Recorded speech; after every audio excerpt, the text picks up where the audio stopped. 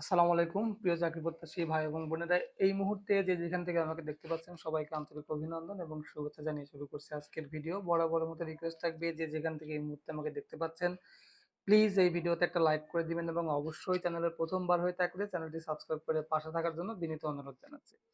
তো আজকে যে বিষয় নিয়ে কথা হবো এই বিষয়টা নিয়ে আপনাদের জানার আগ্রহ খুব খুব বেশি। এই জন্যই আমার আসলে এই বিষয়টা নিয়ে এখনই আলোচনা করা উচিত ছিল না, বাট আপনাদের কমেন্টস, আপনাদের এসএমএস এর জ্বালায় আমার এই বিষয় নিয়ে কথা বলতে আমি বাধ্য হচ্ছি। তো আজকে যে বিষয়টা নিয়ে কথা হবে সেটা হচ্ছে, আপনারা অনেকেই জানেন, আপনারা অনেকেই হয়তোবা এই সমস্যার সম্মুখীন হয়েছেন যে পোস্ট অফিসে আপনারা যখন অ্যাপ্লিকেশন জমা দিতে যাচ্ছেন তারা কোনো না কোনো বাহানা দেখিয়ে আপনার সেই অ্যাপ্লিকেশনটা জমা নিচ্ছে না। তো এরপরে আপনার করণীয় কি হবে সেই বিষয় নিয়ে বলবো। ২ নম্বর হচ্ছে পরীক্ষার তারিখ কবে হবে, কোথায় পরীক্ষা হবে, কিভাবে হবে না হবে সেই সবকিছু, এবং আরেকটা লাস্ট যে পয়েন্টের কথা বলবো সেটা হচ্ছে ফেরত খাম।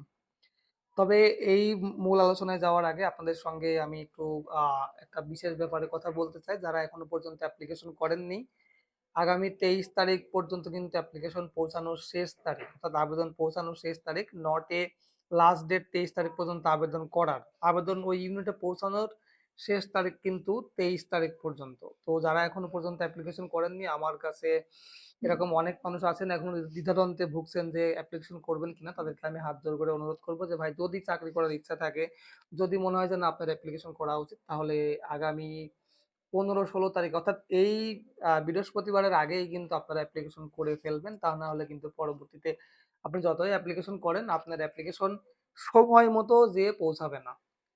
শুধু শুধু টাকা এবং পরিশ্রম সবই চলে যাবে।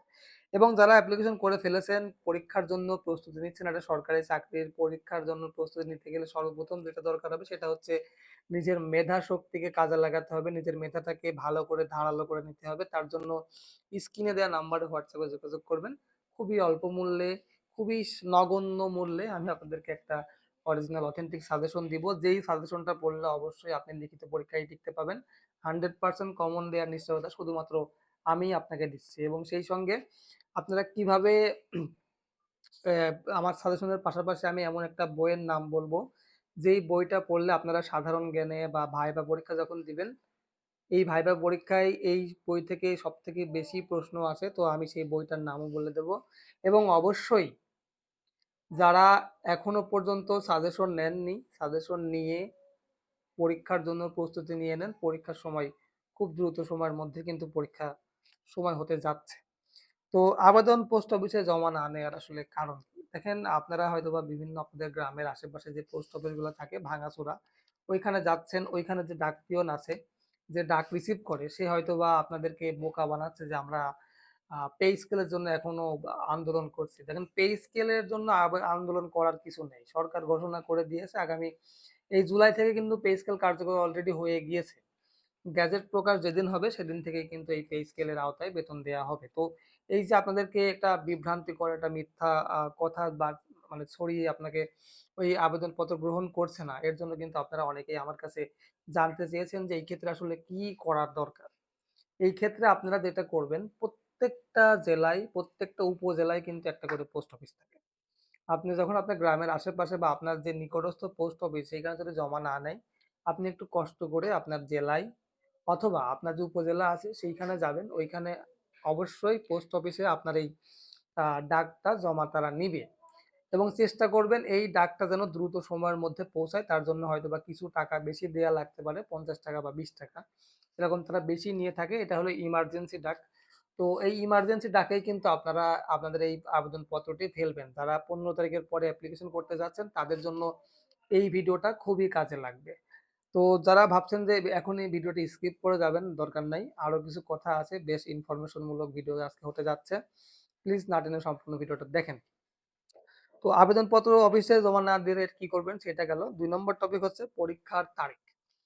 পরীক্ষার তারিখ নিয়ে আপনারা অনেকেই চিন্তিত আছেন। আপনারা অনেকেই একসঙ্গে ২ থেকে ৩ টা অ্যাপ্লিকেশন করেছেন। ভাবছেন যে পরীক্ষা কি একই দিনে হবে নাকি, বা পরীক্ষার ডেট যদি একই দিনে হয় তাহলে আপনি যে ৩-৪ টা আবেদন করেছেন, এটা আপনি একসাথে কিভাবে এতগুলো পরীক্ষা অ্যাটেন্ড করবেন? তো এই বিষয়টা নিয়ে আপনাদেরকে আমি একটু ক্লিয়ারলি বলতে চাই যে একেকটা ইউনিটের একেক দিন পরীক্ষা হয়। আপনি যেহেতু আবেদন অনেকেই ৪-৫ টা করেছেন, একই ইউনিটে তার ৩-৪ টা আবেদন করেননি। আপনি আলাদা, আলাদা ইউনিটে, আলাদা, আলাদা ক্যান্টনমেন্টে অ্যাপ্লিকেশন করেছেন।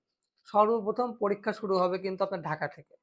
ঢাকা থেকে শুরু করে ওইদিকে আপনার সাভার, রাজেন্দ্রপুর, তারপরে চট্টগ্রাম, কুমিল্লা, পাহাড়ি অঞ্চল হবে আরো পরে। ওই রাঙামাটি, বান্দরবন আরো অনেক পরে।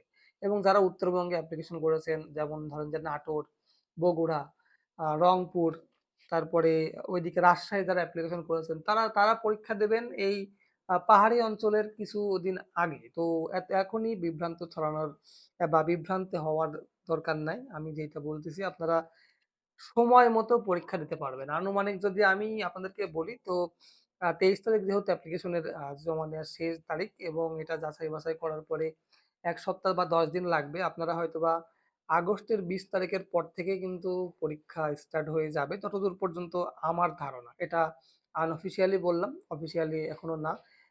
যখন ইনফরমেশন পাবো অবশ্যই আপনাদেরকে জানাবো। এবং সেই সঙ্গে ফেরত খামের কথা আমি আরেকটু বলতে চাই। ৩ নাম্বার লাস্ট টপিক যেটা, যে ফেরত খামটা আসলে আপনারা কিভাবে লিখবেন, প্রাপককে এবং প্রেরককে। আপনি যখন মূল খামটাতে আপনার অ্যাপ্লিকেশনটি ভরে দিচ্ছেন, ওইখানে প্রাপক হচ্ছে আপনি যে ইউনিটে আবেদন করছেন, সেই ইউনিট কর্তৃপক্ষ। ধরেন আপনি সাভার সেনানিবাসের ২৪ এমপিতে আপনি অ্যাপ্লিকেশন করছেন। তো সাভারের ওখানে লিখবেন যে বরাবর বরাবর সাভার না, সরি, আপনি যদি চট্টগ্রাম ২৪ এমপি সম্ভবত চট্টগ্রামে। তো চট্টগ্রামে ২৪ এমপি অধিনায়ক, ২৪ এমপি এমপি অর্থাৎ মিলিটারি পুলিশ। তো ওই ইউনিট, ওইটা হচ্ছে আপনার প্রাপক। প্রাপক অর্থাৎ যে পায়, আর প্রেরক মানে যে পাঠায়, অর্থাৎ আপনি হচ্ছেন পাঠাচ্ছেন, মানে আপনি প্রেরক। এখন ফেরত খামে যে ওই ইউনিট কর্তৃপক্ষ কিন্তু আপনাকে এই খামটা ফেরত পাঠাচ্ছে। তো এখানে অবশ্যই আপনারা প্রাপকের ঘরে আপনার নিজের নাম দেবেন, এবং প্রেরকের ঘরে আপনি যে ইউনিটে আবেদন করেছেন সেই ইউনিটের নাম লিখবেন। ১০ টাকার একটা ডাক টিকিট মেরে নেবেন। যদি ১০ টাকার ডাক টিকিট না থাকে, ৩ টাকা, ২ টাকা, ১ টাকা করে এরকম মিলায়ে মোট ১০ টাকার ডাক টিকিট। ওই আপনি যদি যে কোনো লাইব্রেরিতে যান, ওইখানে ওদের কাছে আছে, ওরা মেরে দেবে।